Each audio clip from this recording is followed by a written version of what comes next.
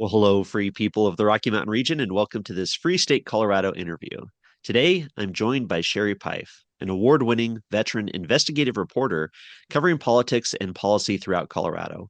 Well, Sherrie, I hope you are well, and thank you for joining me today. Hey, thanks, Brandon. Yeah, I'm happy to be here.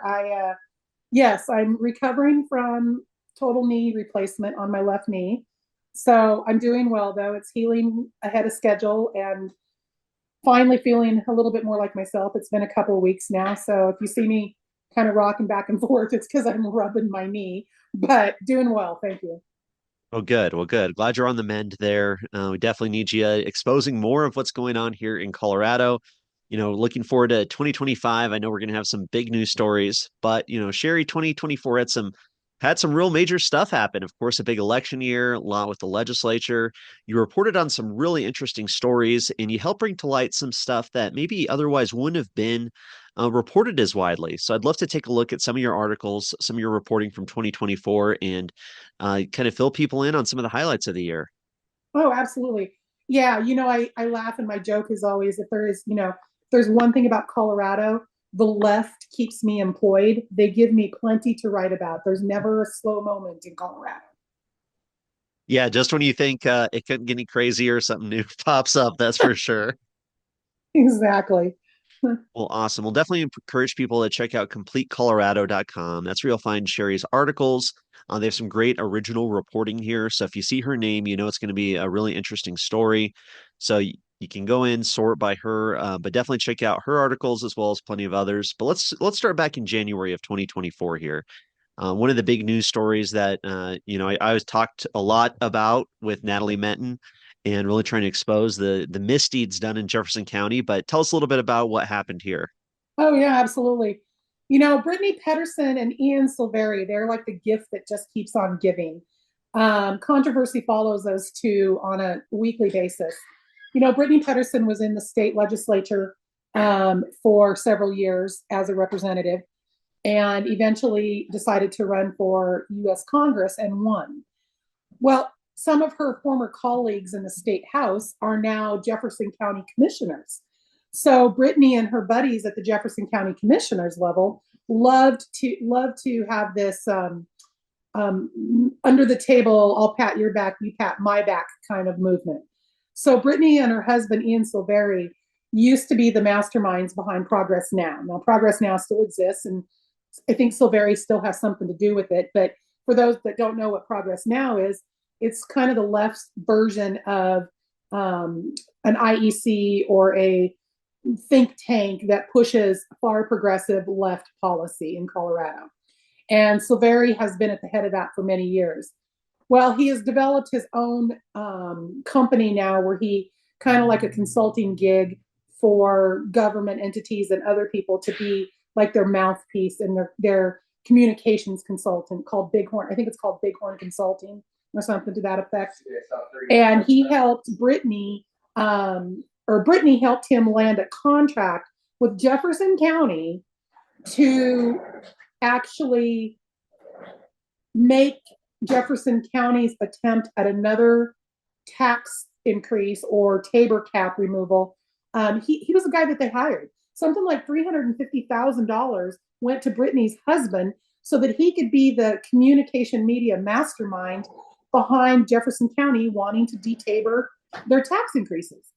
And thought nothing of it. And it was funny because in this story, I went back through how Jefferson County put the bid offer out there and who applied and who didn't apply. And it was crazy the the under table process that clearly happened with Bighorn Company because nobody else really pulled it. One guy that did pull it, his contract or his proposal was actually a little bit cleaner, a little bit cheaper. But at the end of the day, it was Ian Silveri. And of course, Silveri won't comment. He won't talk about it because Silveri and Peterson do nothing wrong. We're talking, these are commissioners that were either state representatives with Brittany or donated to Brittany's campaign. It's just crazy the narcissism that takes place in that group. Oh yeah, absolutely crazy. So much insider sweetheart deals, hundreds of thousands of dollars of taxpayer money going to politically connected consultants. And unfortunately, right, at Jefferson County, the commissioners at least got their money's worth with Ian Silveri and his bighorn because they ended up passing 1A and Jeffco this year, stripping the taxpayers of Jefferson County from their taxpayer Bill of Rights protections. I mean, just totally taking that away, allowing for increased taxes and more control over the lives of the people in the county. So really a raw deal for the taxpayers themselves, but unfortunately, that's how the voters decided to have things go. Yeah, from tossing money from one hand to another, and they got their money worth because Silveri got it passed.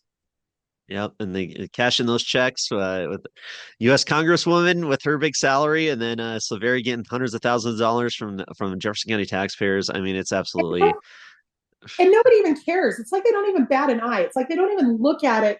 We would look at this, or I would look at this if it was on the other shoe and be like, ooh, that looks a little creepy. If all of a sudden, even me, okay, if I all of a sudden landed some big hundreds of thousands of dollar consulting gig for the Weld County Board of Commissioners, do you not think the Democrats in Weld County would call that into question?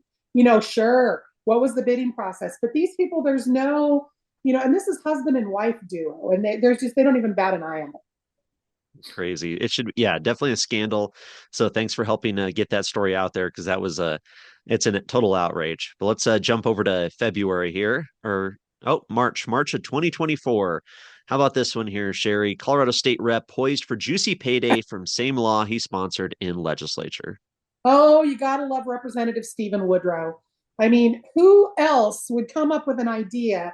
Well, now, actually, I kind of take that back. I think a couple of years ago, one of the representatives, and I can't remember who it was, sponsored something that had to do with like raising the requirements for driver's licenses. And as it turned out, the money that was all going to go to one organization that donated to her campaign. But anyway, Stephen Woodrow kind of basically did the same thing. Hey, I'm a trial lawyer. I represent this apartment complex or whatever it was, condominiums, whatever it was. You know, I represent them. And let's make class action lawsuits easier for people to sue over construction defects or over, other tenant landlord problems. Or the bill was going to allow, and it passed, the bill allows for class action lawsuits against landlords to be filed much easier. And all it's going to do is bog down the court system, cause a bigger problem. But at the end of the day, what it's really going to do is pad Stephen Woodrow's pocket because he represents these people. He is representing the landlords who will be sued. So, I mean, hey, great, let's pass a law that I'm going to make more money off of, at the end of the day. And it's slimy Woodrow at best.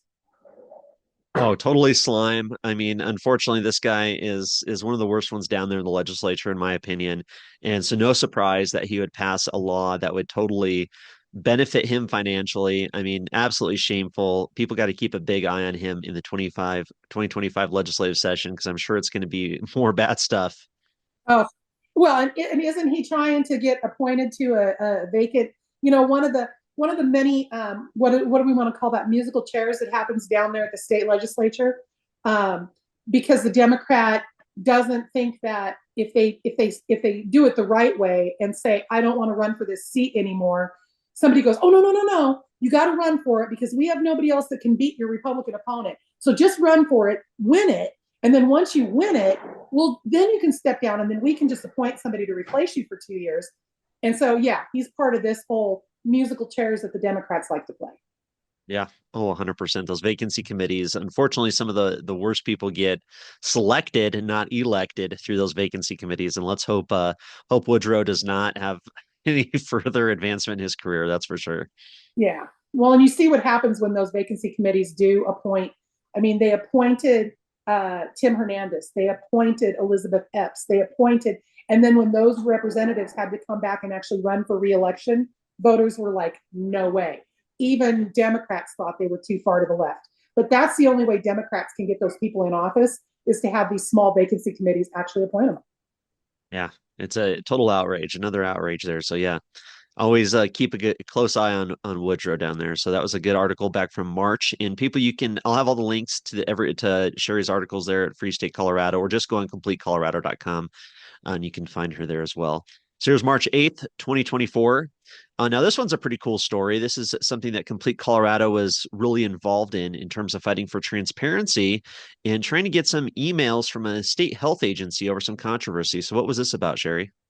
So, well over 2 years ago, we got wind that Governor Polis and the Democrats were looking to find a way to implement universal health care in Colorado again.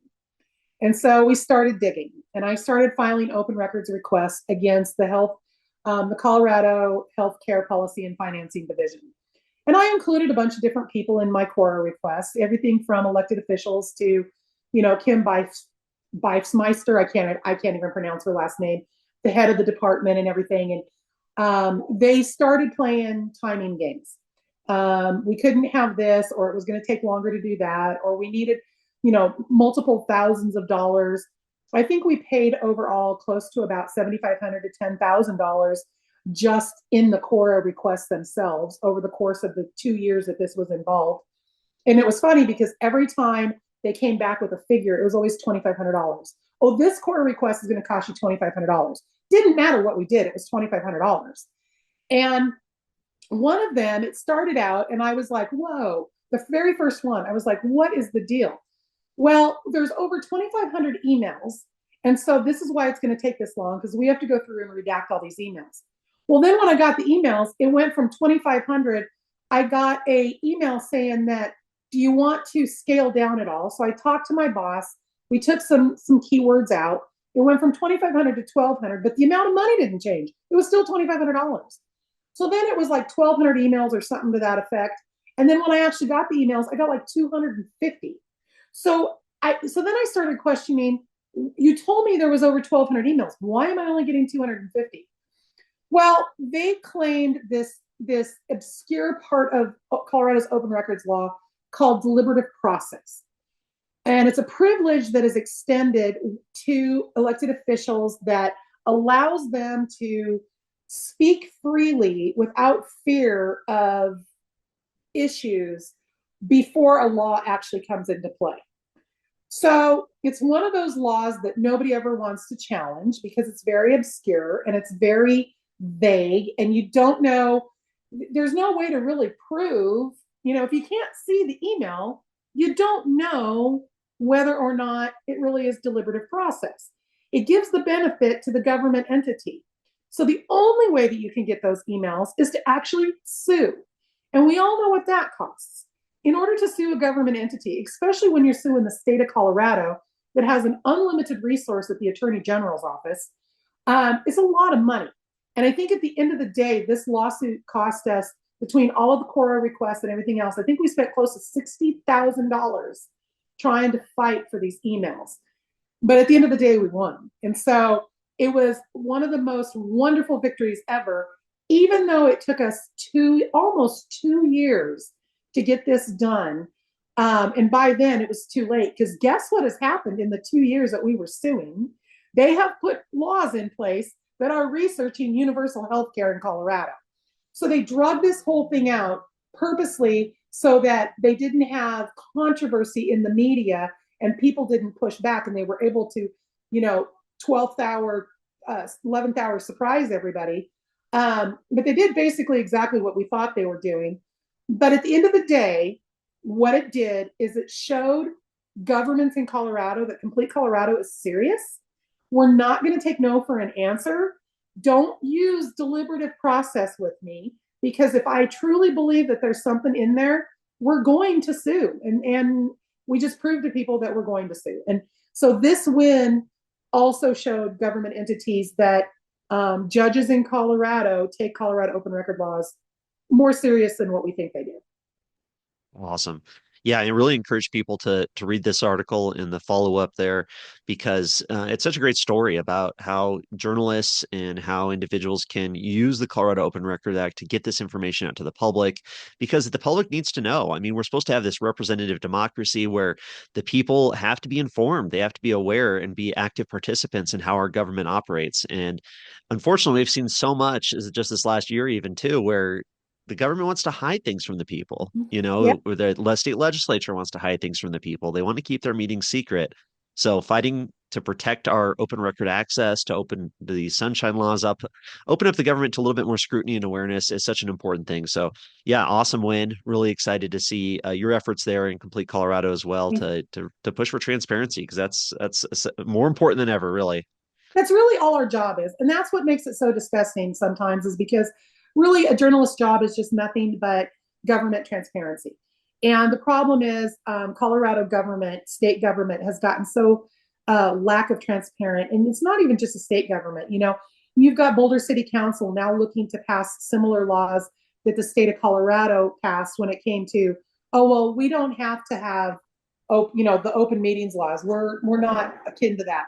And so it's just going to trickle down, and all of these other governments are going to start doing the very same thing, and it's a real issue. So that's all we're supposed to do. But when they keep doing things like this, not everybody has that kind of money to sue, and the general public doesn't.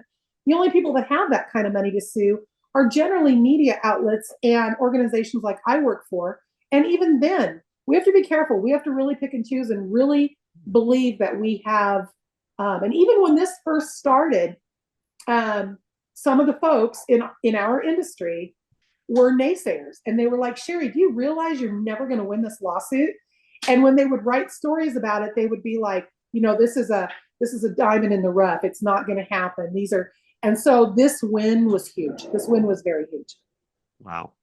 Awesome. And then we have the follow-up article here a little bit later. I mean, this is jumping out to June 13th of 2024, but Complete Colorado collecting partial legal costs in transparency lawsuit against state. So that's good. Yeah, the note on or the your writing here says the legal battle cost Complete Colorado more than $46,000 in legal expenses. Wow. Just That to was get just a expenses. The core request was about another 10. Yeah. Wow, just to get the Colorado Department of Healthcare Policy and Financing to abide by state law. Unbelievable. And then look, here's how long it takes too. March, you win. Then you're not getting the money till June because you got to keep fighting for every penny there. So wow. Yeah. Oh, and they initially, I think their initial offer to us was like $2,000 or something. Hey, we'll give you 2 grand. No, no, sorry. Nice try, Mr. Weiser, but that's not the way that's going to work. And think about this: if we spent $46,000 in legal fees, can that's talk? This is also on the taxpayer because the Attorney General's office had to defend this. So if we spent $46,000 in legal fees, what do you think the Attorney General's office spent? Oh yeah. I mean, Yeah. yeah, unbelievable. Lots of money. Lots of money. Well, let's jump over here to July 2nd here for your complete Colorado article. Local governments opting out of sensitive spaces gun ban as new law goes into effect. It was so unfortunate seeing all these anti-gun laws passed in our state legislature. Unfortunately, 2025, I'm sure they're going to get something through as well. But here you go, July 2nd. So, Independence Day that week there. And thankfully, we do have some local governments that weren't going to follow along with these anti-gun people down in Denver. So what happened with this? Yeah. So this is one of those laws that I look at and I just shake my head and go, I just don't understand the left. I just really don't get it. You know, they always love to talk about local control. They always love to be, oh, we're all about local control. Look at what we did here. But they did this when they took the preemption, when they got rid of the preemption law in Colorado, and said, no, you got to do this. So now this is another one of those. You have local governments who are opting out, and like you said, thankfully, to this ridiculous bill. But now you have a patchwork of laws across the state of Colorado that if you're driving through the state and you're a concealed carry holder or whatever, or even an open carry, and you go from one community to another, who knows where it's legal and where it's not? Why would you pass a bill that says this? Well, the only reason they passed a bill that said this is because they knew they couldn't pass it if they made it mandatory. So then instead, they passed this watered down version that says local governments can opt out of the safe spaces, which includes like state legislative buildings, local government buildings, courthouses, other buildings on school district properties. It's places that are, what they deem to be sensitive or whatever. But now it has created a patchwork of laws across the state of Colorado that nobody knows, you know, where things are legal, where things aren't. And like I said, they did it because they knew if they tried to make it law across the land, that it wouldn't pass. And so to them, it's kind of like the old, I don't know if you're familiar with Mike Rosen when he was in Colorado on KOA, but he used to always say, if it saves just one person, and that's what this is. It's that if it saves just one person law, well, it's probably going to end up harming more people than it saves, because now people are going to end up with fees and fines and jail time that they didn't know even existed. Because how do you educate people about this? Hey, you can conceal carry, open carry in the city council chambers at the city of Greeley, but don't try to do it in Boulder. Right, right. And then of course, as we know, the criminals, well, that's just an easy space for them to cause harm, Yeah, unfortunately. When you disarm the good people, the people who are gonna follow the law aren't yeah, the people you got to worry about. The people right. the people Exactly. the law isn't going to stop them there. So yeah, it's so ridiculous. But yeah, I'm glad you were able to bring up the fact that so many of these local communities were opting out of it, not following along. So we need more of that local control for sure, that home rule. I think that's what's going to be key to trying to restore some of our freedom across the state in the future. And that's funny you bring that up because I've lived in Greeley all of my life and Weld County, and for years and decades, Weld County has been joked about as being the only county to have this. Well, they're not the only county. Pitkin County as well, but Pitkin County's home rule is a little bit different than Weld County's. So Weld County has been picked on for years about why, are you home rule? You're a county government. All you are is an extension of state government. All you are is an arm of state government. Well, since COVID, people have found out what being a home rule county really can do for you. You know what I mean? And that being a home rule county has really protected Weld County in a lot of things. And so I think you're right. I think we're going to start seeing more home rule counties pop up across the state. I know Douglas County is still looking into it. And I think El Paso and Mesa were on the verge of talking about it. So I think we'll Hmm. see it come up more frequently. Yeah, let's hope so. Wow. So let's jump over here to July 17th. Probably one of my least favorite Congress critters says they're Jason Crow. Here's your article here. Representative Jason Crow routinely attacks Trump, now wants a breather from heated political rhetoric from July You know, 17th, 2024. they're one of my favorite politicians, Representative Jason Crow. This is a man who spends way too much time on X, and he spends way too much time attacking Donald Trump. He's supposed to be a representative at the United States Congress and doing his job, but instead he loves the political attention that he gets on X with his attacks of Trump. And we're not talking just in the last year or so when Donald Trump was rerunning for president. We're talking all the way back to 16. From 16 to now, Crow has made a mockery of his representation by just devoting his X account to attacking Donald Trump, because there's nothing else in the world for this man to do. And then when we get into this political season, and it looks like Colorado may gain a little bit on some of these, and the tides start to spin, Crow comes out and goes, "Hey, let's take a breather, everybody. Let's just all not get into the rhetoric. Let's all kind of kumbaya and call it good. And we don't need this kind of stuff." Where are you coming from? Where are you at? What's good for the goose is good for the gander. Yeah, I love some of your quotes here you got from Jason Crow on from X there. Jason Crow had tweeted, Trump is a pathological liar, existential threat to democracy. We can't let him win. The damage he'll do to our country, threat to democracy over and over again. It's like, oh my goodness, and then Yeah, and then somebody tries to kill Trump, and Crow hopefully maybe realized he was going a little too far, you'd think maybe, but I don't Yeah, know. only time will tell. I mean, the assassination attempt on President Trump clearly was um, a game changer for a lot of moderates, and people did kind of go, okay, whoa, wow, we all need to take a big deep breath. I hope that's the case with Jason Crow, but now that we're getting ready to settle into another 4 years with Donald Trump, I can't wait to see what his X account looks like. Right, we could probably, yeah, guess how often Trump's going to come up there. Oh boy. Oh Right. boy. Jeez.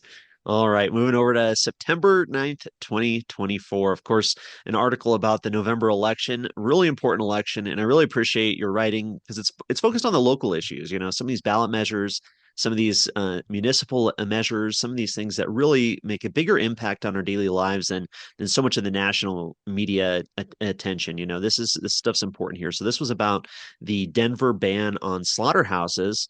So you wrote high-profile chefs join opposition to meat processing ban on Denver's November ballot. So tell us a little bit about that ballot measure. I can't remember when this first came up, but I can confidently say that Complete Colorado, myself, actually broke the story about the possibility of this ban. We got wind that the petition was heating up, that they were getting ready to file, and I think I think we published it like the day after they filed or something. The day they filed, the minute we got the language of the petition or whatever, and as we started to look into it, I spoke with the folks over at the Lamb Plant, which is what this bill was about. This bill or this ballot proposal was not about meat processing organizations with an S inside the city limits of Denver. This was about the largest lamb processing plant in all of the United States of America.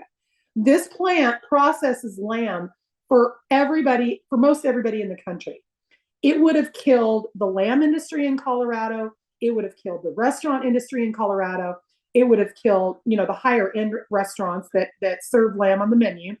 It would have severely crippled several grocery stores because this is the one company that processes lamb for most everybody in the country. I mean, there's others, but this is the biggest. And the irony in the whole thing is the company is employee owned. So it's not even like it's one man who goes out of business and then all these people can go get a job elsewhere. No, it was going to literally destroy, I think, 150 to 200 people's livelihoods because it's an employee owned company.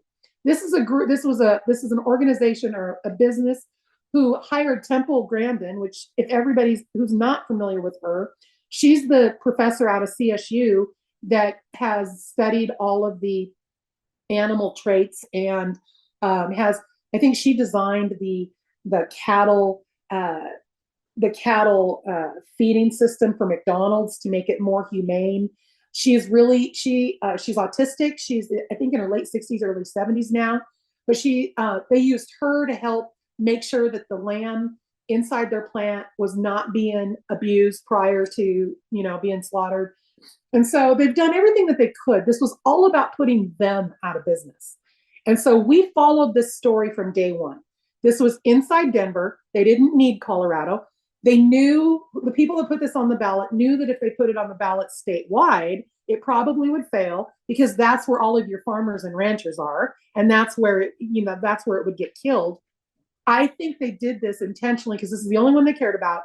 And they honestly felt like being in the city and county limits of Denver, they were going to get it passed. Holy cow, were we all shocked on election night when this thing failed. And not only did it fail, but it failed big. And the irony behind all of this, oh my goodness, I did this story too, and it's somewhere on Complete Colorado. Please go take a look and find it. Ian Silveri was the mouthpiece for the people opposed to this ballot measure. I was like, oh my goodness, even a broken clock is right twice a day. How did Ian Silveri and I end up on the same side of something? But this was, you saw, like in this particular story, high profile chefs were joining. I think the National Western Stock Show chimed in on it. It was pretty much everybody across the state was like, not happening. And thankfully, the voters of Denver saw the problem and killed this measure. Yeah, huge. I mean, a huge victory for Liberty this year by defeating the slaughterhouse ban in Denver. So I really appreciate all your efforts to get that story out there and complete Colorado for really breaking that news and putting the pressure on because it's good to see all the opposition against it and really trying to give people good information about why it was such a bad idea. So big win for Liberty. That was a good Woo-hoo! one. Yeah, right? It's something we could, yeah, you got to look back at 2024. At least we can look to a few bright spots, right? Exactly. Well, I'd say another bright spot. Here's your article from October 4th, 2024. Really happy to see Lorie Smith finally get her due. Web designer due over $1.5 million after Colorado's failed assault on free speech.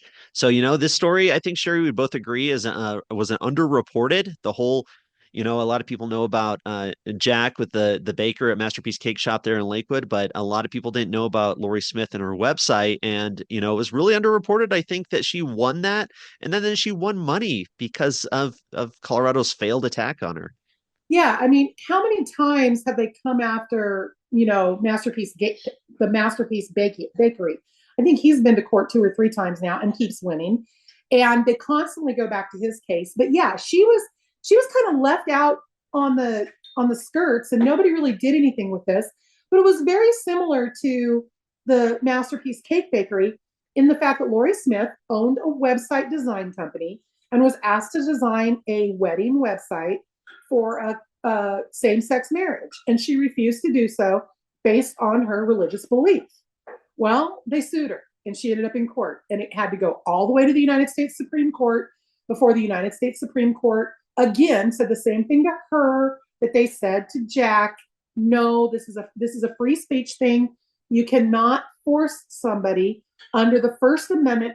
I say this all the time, they call it the First Amendment for a reason because it's the most important amendment in our United States Constitution. You start taking away people's right to practice religion the way they want, to speak the way they want, then all of the amendments below it go out the door. You have got to continue, and I'm the first person that will die on the sword for the First Amendment. I've defended people like Colin Kaepernick, against the better feelings of some of our colleagues, and our fellow Republicans and stuff who don't like that. But you have to approve of all speech, even speech you don't like, in order to have free speech. And so this was a huge win that nobody paid any attention to. And then after she won, she sued for for legal expenses and got $1.5 million back on this case. And so this was big. And it's amazing to me that nobody wanted to pick this up and tell everybody. Stop trying to sue local businesses over their religious beliefs when it comes to things such as the LGBTQ community. Yeah, I mean it's just such a black spot on our state government. The fact that they'd go after Jack Phillips, the fact they'd go after Lorie Smith, the fact that these Colorado small business owners are being targeted based on their religious beliefs because they're Christians who believe in a certain thing about Mm-hmm. marriage and it's so unfortunate. And our state government, it's shameful the attacks that they've led, and it's good to see that the Supreme Court made the right decision here. Mm-hmm. And Lorie Smith was in the right. She has the right to do what she wants with her Yep. business, her website. And yeah, and unfortunately, Colorado taxpayers are on the dime for $1.5 million. But Our hey, attorney general who is sue happy. I mean, he is one of the most sue happy attorney generals we've ever had. yeah, and yeah, absolutely terrible attorney general we have in Phil Weiser in his attack here. But he lost, and yeah, it's a wonder that some of the local media, the corporate news media there, doesn't want to talk about the big loss that Phil Weiser suffered at the hands of the Supreme Court here and Lorie Smith's victory. Exactly.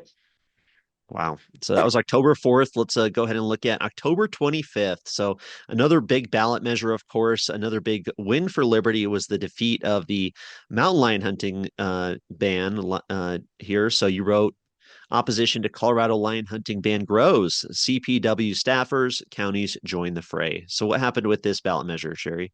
This was another one of those gray wolf kind of bills. This is another one of those folks out there who think they know better than the Colorado Division of Wildlife about how we should control our wildlife in this state. And it's already illegal. I don't know how many times I have to say this. It is already illegal to trophy hunt in the state of Colorado. Trophy hunting in the state of Colorado comes with very severe penalties. But what these folks wanted to do was they wanted to pass yet another law that says you can't trophy hunt lions or bobcats or lynx. The problem is, in the measure, it literally stopped hunting altogether, just completely altogether. And so that's a problem. And it's the biggest problem, even as of today, as we're talking today, which December 31st is when we're recording this. Last night, they tranquilized a mountain lion in Colorado because it had been depredating livestock. And they didn't want to move it because they said, why would we move it? If it's killing livestock here, it's going to kill livestock here. So they had to kill it in order to stop the deprivation of this rancher's livestock. And what would happen is you would end up with more lions, more lynx, more bobcats, more problems, because it literally stopped the killing of all lions, even in the case of situations like this. And so this was huge. This was a big fight. This was another one that fortunately people like the CPW staffers and everybody came out of the fray and said, no, we can't have this. The wolf introduction was bad enough. Let's not continue to allow, let's let nature do its job. And, Colorado has the wildlife that it has for a reason. Our wildlife is different from Wyoming, is different from Montana, is different from Oregon. Why are we trying to all of a sudden change how our ecosystem and our natural wildlife works in Colorado? So this was a big win for Colorado as well, that this measure went down. And I think the gray wolf introduction had something to do with the people saying no to this, because now we've seen over the last year and a half how bad that has become. So I think people were like, yeah, no, let's let the folks that are trained in wildlife pass the laws dealing with wildlife. Yeah, makes perfect sense. The ballot box biology, right? Where activists somehow are going to know what's best compared to, the Colorado Parks and Wildlife, which manages the population. I mean, they have a certain number of hunting tags allowed because they kind of are tracking everything and see what's going on. At least they have the quote unquote science on their side, as opposed to just some sort of outright ban that would totally disrupt the ecosystem of these mountain communities. And yeah, it's been a disaster with the wolves, as you said. This would have been a disaster as well. So we got wolves, we got too many mountain lions. I mean, oh my gosh, what? Yeah, what's next? The next election cycle, it'll be black bear or something. Hey, don't give them any ideas. All right, moving on to November 22nd. So here, follow up to the election. So this was, yeah, another bright spot here, a really one of my huge favorite. win. Thank you, Brandon. Awesome. Yeah. Tell us what happened here in Weld County this year in the 2024 election. Weld County has always been the county that folks look to on the conservative end for leadership. We led the state when it came to saying no to a lot of the COVID regulations. We've led the state. Weld County has always been tax-free, debt-free. They have everything. And like I said, home rule county, they're allowed to do things that other folks are not allowed to do. And so the problem, however, is like every other place in the state of Colorado that is red, you've got pockets of blue. Well, they're very concentrated in Weld County. So we have several places, House District 50, which sits in the heart of Greeley, downtown Old Greeley, that is near the university, that has been, a Republican has not held that seat in 20 years. And before the redistricting a couple years ago, it was about a +6 or +7 Democrat favor. After redistricting, it dropped to about a +4. Well, 2 years ago, the young man that ran against the incumbent Mary Young, who happens to be our state treasurer Dave Young's wife, and lifelong residents of Greeley, well-known educators, well-respected, well-loved people. Dave Young was my 7th grade math teacher. He was one of the best math teachers I ever had. As a person, I love him to death. As a state treasurer, not so much. That being said, Ryan Gonzalez lost that seat 2 years ago by 330 votes. Thankfully, to the Colorado Libertarian Party, played a huge role in these victories. I've got to say, in all 5 of these that Colorado defeated, because the other one that was solidly red, or not solidly, excuse me, solidly blue, not necessarily solidly blue, but flip back and forth, was House District 19 up in the Erie area. Dan Woog held that seat for 2 years. Then he lost it to Jennifer Parente. Then when Jennifer Parente decided not to rerun, his opponent came out, and Dan, I think, ended up winning that back this year by like 100 and some odd votes, not a lot. So that was, that is one, because it's over there in that Boulder County area that has some blue pockets in it. Senate District 13, that was a no-brainer. That one I think nobody ever thought we'd lose. That sits in the heart of a very conservative area of Weld and Adams County. But we lost it because when John Cook was termed out of office 2 years ago, and redistricting went into place, Kevin Priola, who was the representative in 25, was in the middle of, or the senator in 25, was in the middle of a term. And part of the redistricting rules were you couldn't redistrict somebody out of office. So he won Senate District 13 by default. Well, at that time, he was a registered Republican, but he was probably the only registered Republican that every other Republican could agree on was a rhino. I mean, we all determine whether or not rhino is a real term and how do you define rhino, but I don't think anybody ever thought Kevin Priola was ever a conservative. And he proved it, because right after he got that office, he flipped and became a Democrat. So I don't think Senate District 13 was ever thought to be a toss-up, but Scott Bright still had an opponent in, Brighton's councilman Matt Johnson, and Matt Johnson is well liked in Adams County. So Scott did still have to do a lot of campaigning, but we got that seat back. Hallelujah. And then, of course, there was Congressional District 8. 2 years ago, when Barbara Kirkmeyer ran for U.S. Congress and Peg Probst ran for State Board of Education, the leadership in Congressional District 8 was pathetic. They gave them no support. That was at a time when it was Anil Mathai and Anna Ferguson, and that whole group of the Dave Williams folks gave no support to that district. And so Barbara Kirkmeyer lost. There was a Libertarian in her race. The Libertarian pulled like 5,000 or 6,000 votes, and Barb ended up losing cut by 12 or 1,300. And then the Peg Probst race, there was a constitutional party that ran against Probst, and that constitutionalist, we can debate all day how many libertarian votes swing right or swing left. We can debate that all day. But the American Constitution Party, that's probably 95 to 100% more conservative than a Republican. That is a strong conservative hold. And that ACP candidate pulled 5,000 or 6,000 votes away from Peg Probst. She lost. We ended up with Yadira Caraveo and Rhonda Solis, two of the most far-left, progressive, socialist people on the planet in those two seats. So this year, it was imperative that Congressional District 8 received the support that it needed to win that seat. And House District 50, Ryan was so close at that seat 2 years ago. This was a young man that 2 years ago was 28 years old, battling a woman who was well-loved, lifelong resident, educator, husband was state treasurer. They put over $1 million into a House district race. And the only thing that they could find against him that they continuously beat him up on was that he had a DUI and he was worked at a bank. So they kept calling him, they kept sending out all these flyers about him being a Wall Street wannabe. And he still only lost by 330 votes. And the Libertarian in that race got like 700 or 800.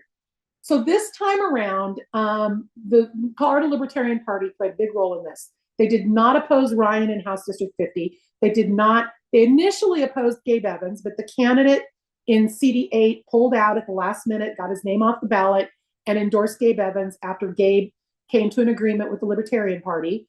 They did not put anybody in the State Board of Education race. They did not put anybody in Senate District 19, House District 19. So those 4 seats went the way that they should have gone. Ryan ended up winning by 500 and some odd votes. They're still close races. Dan won by 100 and some odd votes. Those two representative elects are going to have those battles every 2 years because they are toss up districts. And so they are going to have to spend their next 2 years in those seats, bringing to the table the people that got them elected, the Colorado Libertarian Party and others who have put their faith in them to do the right thing, because they're going to have that battle every 2 years. But flipping those two seats were two of the three that were needed to take the supermajority away from the Democrats in Colorado. That is the key here.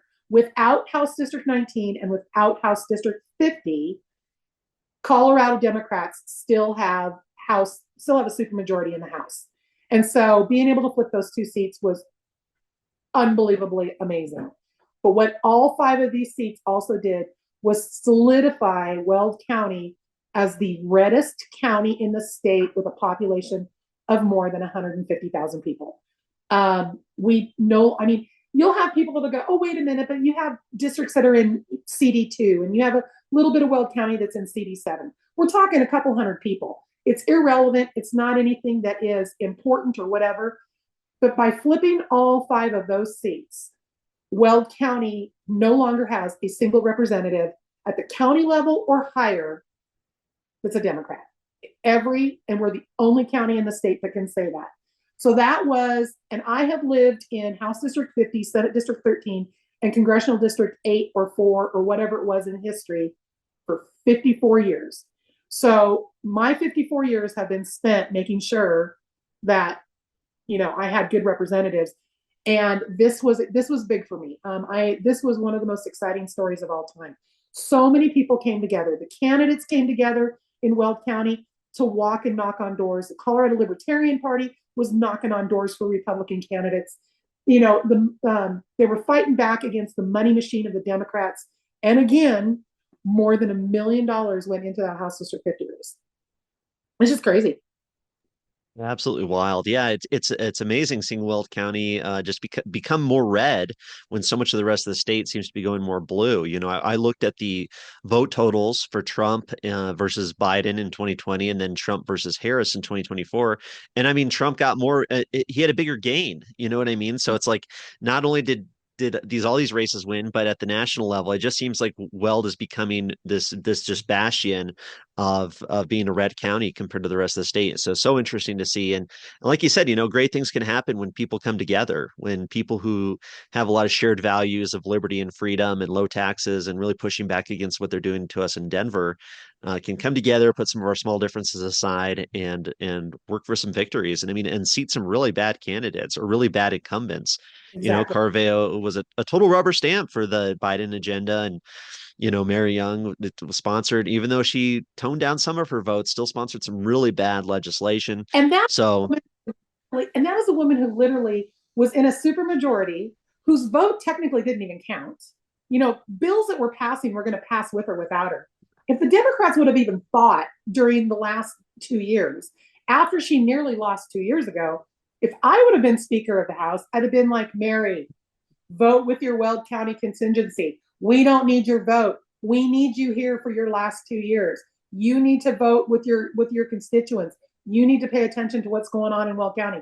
If you need to not vote with us, we'll be okay with that. But no, she still towed. I mean, she pulled back on some things, but man, not a lot. She still towed that party line. yeah. Yeah. Good. Yeah. Good news. Real feel good story. If you believe in freedom and liberty, people, and you're looking to move, consider Weld County. You know, let's just reinforce our pro liberty constituency It's here. the safe haven of Colorado, that's for sure. If you want your liberty and freedom, it's definitely the safe haven of Colorado.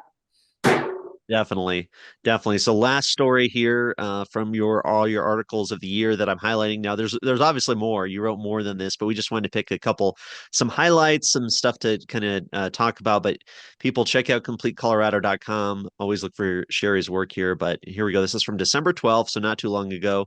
Colorado Democrats targeted county commissions in November.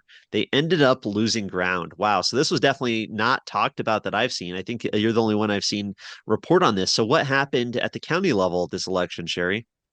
Democrats decided that they wanted to go after county commissioner seats. and either maintain some of their seats or flip some of their seats. And so they started putting up a lot of money and a lot of time and energy into trying to get some of those seats back. You know, the more local you are, the more power you hold. So if the Democrats can start getting some of these county commissioner seats back, that will help. Well, so they started targeting some seats, and like down in Pueblo, and they ended up losing ground. You know, Pueblo now has a majority of Republicans on their county commissioner, on their county commission seat. How long? I mean, that hasn't been in, I don't know how long. You know, if you scan down that story, there's several spots where, you know, okay, so like, let me see, slow down for 1 second. So yeah, so like Douglas and El Paso and Garfield County, they were majority Republican to begin with, or you know, but those were seats that they targeted, and they didn't lose any. So the Democrats didn't gain a single seat, despite putting big money and big time and energy into it. You know, you get into other counties like Grand County, and here you go, Chaffee County, pre-election. Now the one unaffiliated in that seat was originally a Democrat, so it really didn't matter. They didn't gain ground there because he was a Democrat who flipped to unaffiliated at some point during the process. But if you go further down in the story, where are we at? Grand County. No. Oh, here we go. Huano County. Pre-election was 2-1 Republicans, and now is unanimously Republicans. So they actually gained, the Republicans actually gained a seat in Huano County. And if you go down further, let me see, where are we at? Same thing in Ouray County with the unaffiliated. They didn't really, that just remained the same. Oh, get to the Pueblo. Here we go. Here's where we're at with Pueblo. So pre-election, they were 2-1 Democrats. They were 2-1 Democratic favor prior to the election. Post-election, they're 2-1 Republican favor. So the Republicans now have the majority in Pueblo, and the Pueblo County Commissioner has not seen a Republican majority in I don't know how long. You know, it's been, the fact that Pueblo was able to flip that is just astounding. So while the Republicans didn't pick up a ton of seats, they did pick up seats in very imperative parts of the state, and they kept Democrats from picking up those seats. So you look back at the 2024 election in Colorado, and despite all the problems, this really was a huge win in Colorado for the Republican Party. No thanks to the leadership, but you can edit that out if you want. But it was a big win for the Colorado Republican Party. Yeah, it was a big win across the state on so many levels that people in the mainstream media just don't really want to talk about. Of course, like we No, said, you know, whether it's the defeating the mountain lion hunting ban, the Denver slaughterhouse ban, or you know, Pueblo. Pueblo went for Trump in 2024, just like it did in 2016. It went for Biden in 2020, but interesting to see that that's become a battleground and obviously huge victory on the county level this year. So incredible, especially Dana Esgar. I mean, I remember when she was down at the state legislature and just one of the worst authoritarians down there from my perspective. And oh, so to see her get retired basically from her cushy county commissioner position was pretty satisfying. and Stephanie Vigil. Watching Stephanie Vigil go down in 16 was great. You know, we already were happy because the primary knocked out Tim Hernandez and Elizabeth Epps. But then to watch Stephanie Vigil and Dana Esgar and Democrats, I think what it showed was Democrats are at the same place that Republicans are. People want to come to the middle. They want to be more moderate. They don't want to be extreme on either end. What we care about right now is our freedoms, our liberties, our cost of, you know, raising a family, putting groceries on our table. What we don't care about is all the social, emotional garbage that Democrats are so focused on. And I think that has became very apparent in this 2024 election in Colorado, that both parties, the Democrats and the Republicans, want to come to come to the middle and meet somewhere and not be extreme on either side.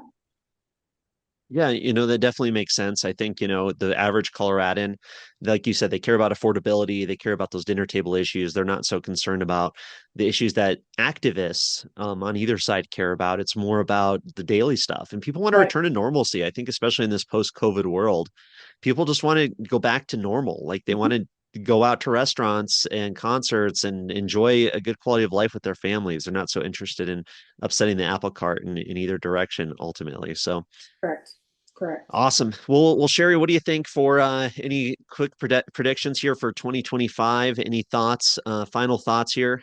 2025 is one of those years that the only thing you're really going to see on the ballot, as far as ballot measures, are going to have to be Tabor issues.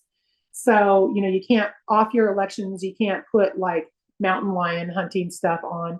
So if you see anything on the ballot on the ballot in 2025, it'll be something that's more likely than not tax related.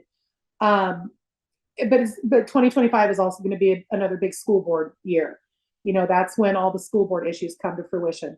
And now that the State Board of Education is a little bit more, it's not balanced, but it's a little bit more balanced. With that loss of Rhonda Solis, with her seat being gone and Yasmin Navarro taking over at the State Board of Education, I think that was a win for charter schools in the state of Colorado.